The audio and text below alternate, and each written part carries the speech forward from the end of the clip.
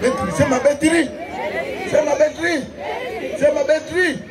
Sema betri viongozi, sema betri. Shusha mkono, shusha mkono. Betri. Betri ndio tatizo, betri. Wakina mama nilishawaambia. Kwa maana kana kwenda tena kule kwa nani? Tambukareli. Na asija kakasirika kule.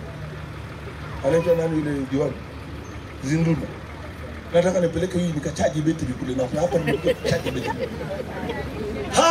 Hapa ukimkuta mtu ana pesa hili zoezi la kujiandikisha. Mgombeze. Mwambie nyamaza wewe, funga mdomo wako. Usituambie mambo ya kijinga. Sisi tunaitwa Toronto hapa. Leo Toronto hapa sisi tutakwenda tena tunaanza huko. Mwambie hiyo tulishapita siku hizi. Watu wote wakina mama funga kaka hapa. Wacha hii za kufunga mbele hapa za mazishi. Nafunga tunakwenda sisi tunakwenda wote tunakwenda. Vijana mnatoka hapa na panti, mmetoka hapa watoto mnakwenda kujiandikisha.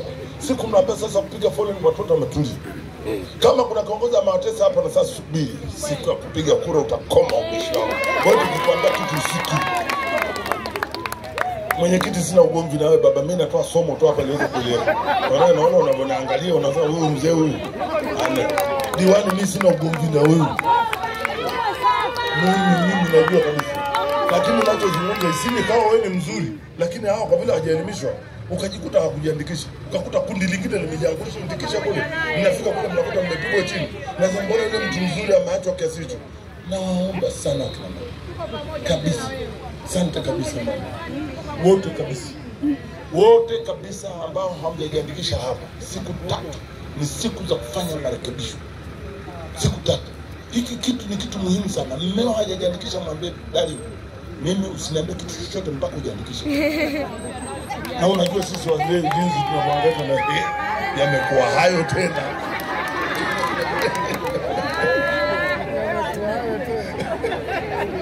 Sema oye. Somo limeleka halijaleka. Ndio mambo ndio. Wakina mama ni jeshi kubwa. Nikitumisha tu hivi na mbele tunaangaika kwa Mungu wewe, sasa maisha yatakuwaje hapo? Wewe baba, sitasikia habari yote, kwanza kujiandikisha. Nikikuta jina lako kule ndio tuzungumze. Utaona tunanyoroka wote na mkuu wa mkoa wote na yeye Mungu sasa inakuwaje? Anasema kitu yamekuwa hayo tena. Na huyo mkuu wenu wa mkoa mnapojidai naye na nini pote ambale akwambia hivyo, lakini kajiandikisha. Hicho ndicho tunachokitafuta katika mkoa wetu wa Tanzania. Wananchi nawapenda sana sana. Unakwenda Katavi, rais amewasalimu. Anawatakia kila la heri. Amesema yeye kwa namna mnavyotiririka huku, anajua kabisa kwamba Toronto itazidi kusonga mbele. Barabara zetu zinakuwa nzuri. Maji yanakuja hapa. Standard gauge zinakuja hapa, wanarundika. Halafu baadaye nakwenda Mkuu. Kwa kweli nimepata changamoto kidogo. Niliwaeleza hapo nisikize. Maneno gani? Maneno gani? Mwende mkajiandikisha. Kila mmoja akisha jina lake mbele. Sasa tofautisha mambo. Kuna mtu anakipalata hapa cha 2020. Tangangana nacho kaa zuzu hivi. Hiki kinatosha ndicho nitapanda nacho. Ni kweli kinatosha kwa maana kama pakitokea pale changamoto kidogo, changamoto sipendi kuitumia kwa sababu nilishikataa. Kama tokea watu wametiwa hofu pale, wakasema hawakutambui. Unaweza ukatoa kile kitambulisho cha kwenda kupiga kura mwaka 2020. Ukasema hiki ni kitambulisho changu kwa sababu cha leseni kinakubalika, cha benki kinakubalika. Hata kipalata kile cha wajasiriamali tatizo lake hakina jina lako. Lakini unaweza ukasema kwamba tazama hivi vyote ninavyo na hicho unaweza kukitumia. Sasa mwisho wa siku ukiwa na hiki ambacho kitapiga kura 2020, wataangalia kwenye orodha. Basi kwa kukuta pale wanajua ukishafanya ukibafu. Wanakurudisha. Lakini kama unacho na jina linaapia pale, basi na wale wananchi wananchi mnamfahamu huyu? Lazima ndio tunamfahamu, basi unaruhusiwa pale. Sasa hilo daftari nalo leo limeanza kuandikishwa. Hilo daftari la kudumu linaitwa daftari. Hebu sema daftari. Daftari. Hii nao wazungumzia hapa na waambia ambayo itaanza hiyo tarehe 24 tunakwenda kupiga kura. Haitwi tena daftari, inaitwa orodha. Hebu sema orodha. Orodha. Sema orodha. Kwa hiyo itakuwa mbandiko pale. Sasa lazima upambanue. Kila kitambulisho cha kupiga kile ambacho umeingia katika daftari la kudumu kinaongozwa na watu wanaoitwa Tume ya Uchaguzi ya Taifa. kwa Kiingereza anaitwa National Electoral Commission, ndio jina lake. Naweka kwa kizungu kidogo mjue kwamba nimefungasha, yani niko vizuri. Semeni mkuu uko vizuri. National Electoral. Hiki kingine anazozungumza hii ambayo tunazungumza kuorodheshwa hii. Ingia katika orodha inaongozwa na tawala za mikoa na serikali za mitaa. Na sheria zake na katiba ni ile ilivyokuwa. Sasa unaweza ukawa umeshajiandikisha kule ukaacha kwenda kuingia kwenye ile orodha kule. Usipoingia kwenye ile orodha kule umeshafanya makosa. Wakati huo ile daftari linalozungumza ambalo leo limeanza linafanya mambo yafuatayo. Kuna watu ambao wakati tunamchagua Dr. John Pombe Magufuli kuwa rais wetu na mbunge na diwani huyu aliyekuwa hapa Kibonge Ramadhani aliyekuwa hapa. Wakati tunamchagua yeye alikuwa na umri wa miaka 16. Kwa hiyo alikuwa hajafikisha umri wa kuweza kuchagua. Sasa ana miaka 17. Miaka 17 mpaka tufike mwezi Oktoba tarehe 28 atakuwa na miaka 18. Kwa hiyo yeye naye daftari linawaingiza hao wote sasa. Kuna mtu alikuwa anakaa Pasiansi, mwingine anakaa Manyovu, mwingine kahamia hapa sasa. Mwingine Kiborloni, kahamia hapa ndio kwako.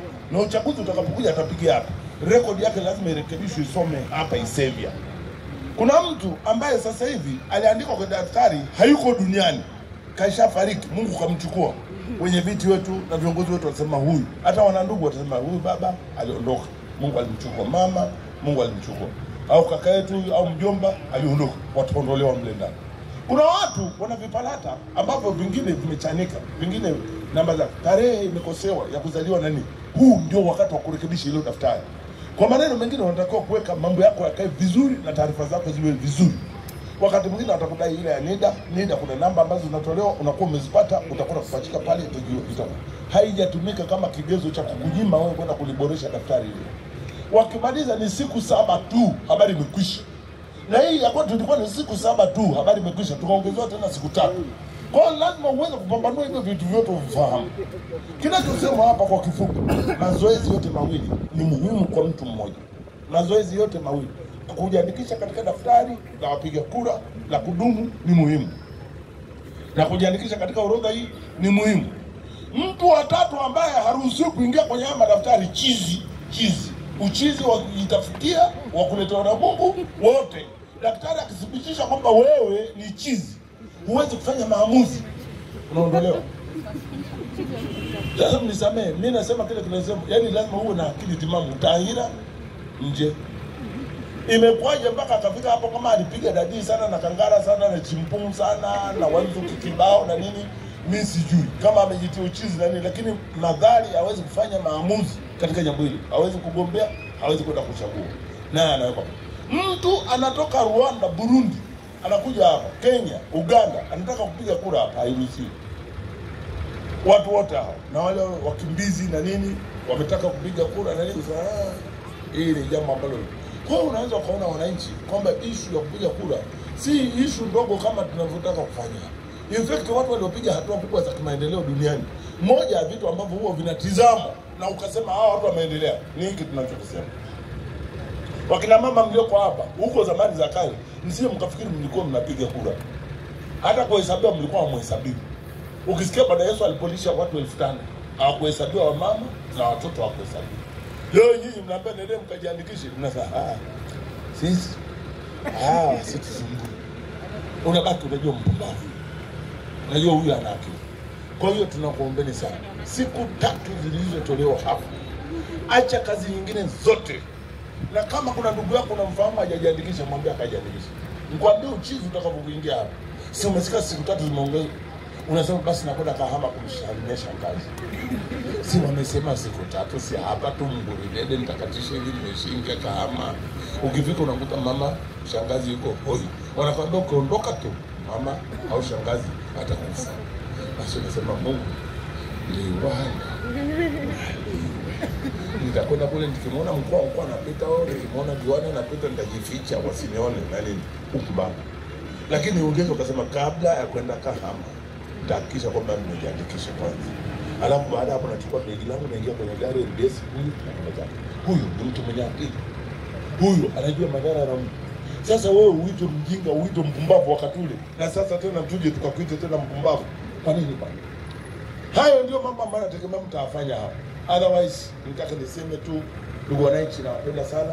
Nimewaiteni hapa kwa sababu nimeona kwamba matokeo yanaonekana si mazuri, na kwa vile serikali sasa imesema hivi, natoka Igunga nishapiga mikutano kama hii 15 hivi unavyoona hapo, sio kapteni natokea hapo Ikulu ndio nakuja hapo hivi, natokea huko nimemaliza. Diwani, nakushukuru sana na viongozi wangu na washukuru sana. Sasa niombe tu wale tulioko hapa ambao tumefika katika mkutano huu, hatapata nafasi sana. Ashura, wewe tulia tu hapa, nitakueleza kwa nini leo sijakunyanyua. Maana tena hizi kaja hapa ikatusomba hapa na vyombo viko hapa, lakini natambua uko wako pole kwa safari kutoka Singida. Unaelewa ninachosema, ni mtu mzima au unajua. Diwani, wewe ni kiongozi wetu. Njoo hapa, kama una neno la kusema useme.